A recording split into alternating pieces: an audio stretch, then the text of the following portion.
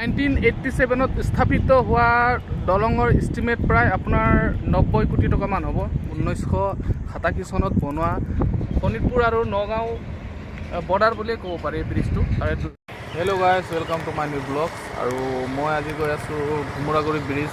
মোৰ লগৰজনো আহিছে, আমি দুজনে যাম একেলগে।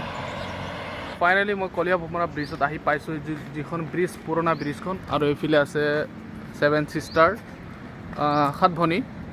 আৰু এইফালে পুৰণা ব্ৰিজখন আছে।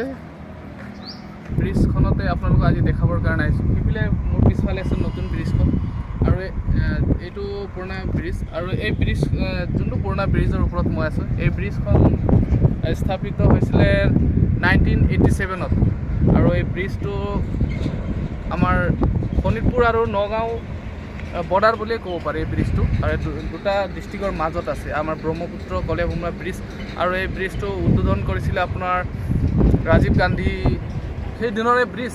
আৰু আপোনালোকক মই এই ব্ৰিজটো দেখাবৰ কাৰণে আজি আপোনালোকক লৈ আনিছোঁ। আৰু আমাৰ তেজপুৰত আমাৰ পৰা প্ৰায় 40-45 কিলোমিটাৰ আঁতৰত এই ব্ৰিজখন আছে। আৰু খুব ধুনীয়া পৰিৱেশ, আৰু এই ব্ৰিজখনত আপোনালোক ফটো চটো সকলোৱে উঠি আছে আৰু পাৰ্কৰ দৰে। আৰু এইফালে আছে তেজপুৰ চহৰখন ওচৰতে দেখিব পাৰে, একদম ওচৰতে আছে তেজপুৰ আমাৰ এই চহৰখন।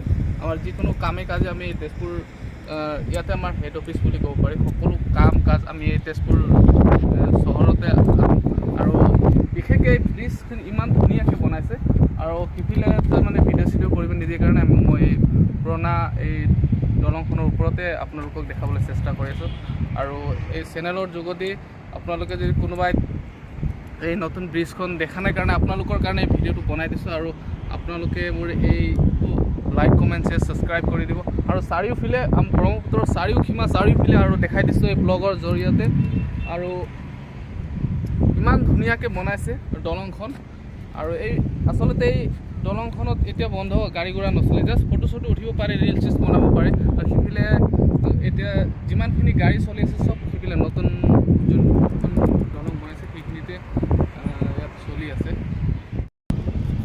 1987 স্থাপিত হোৱা দলঙৰ এষ্টিমেট প্ৰায় আপোনাৰ 90 কোটি টকামান হ'ব, যিটো দীঘলটো আপোনাৰ 300 মিটাৰ আছে। আৰু এতিয়া যদি এই ব্ৰিজখন, এতিয়া যোনটো নতুন ব্ৰিজ বনোৱা আছে, প্ৰায় ইয়াৰ বাজেটটো হ'ব পাৰে প্ৰায় 600 কোটি টকামান হ'ব পাৰে।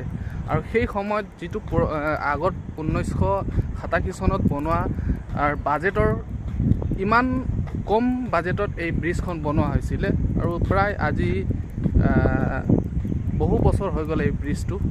আৰু সেইটো তুলনাত এতিয়াৰ নতুন ব্ৰিজটো প্ৰায় 600 কোটি টকামান খৰচ হৈছে যেন মোক লাগিছে। আৰু ইমান কম টকাত কম মূল্যত এই ব্ৰিজটো বনোৱা হৈছিলে। আৰু সেই ব্ৰিজটো আপোনালোকক দেখাবলৈ কাৰণে মই আজি লৈ আনিছোঁ। সেইফালে আছে ব্ৰিজখন, আকৌ এবাৰ দেখাই দিছোঁ আপোনালোকক। আৰু ফাইনেলি আমি ওলাই আহিলোঁ ঘৰলৈ। আমাৰ যিখিনি আপোনালোকক ভিডিঅ' দেখাবলগীয়া আছে দেখাইছোঁ। আৰু ফাইনেলি আমি ওলাই আহিলোঁ। মোৰ যদি চেনেলটো ছাবস্ক্ৰাইব কৰি দিব, লাইক কমেণ্ট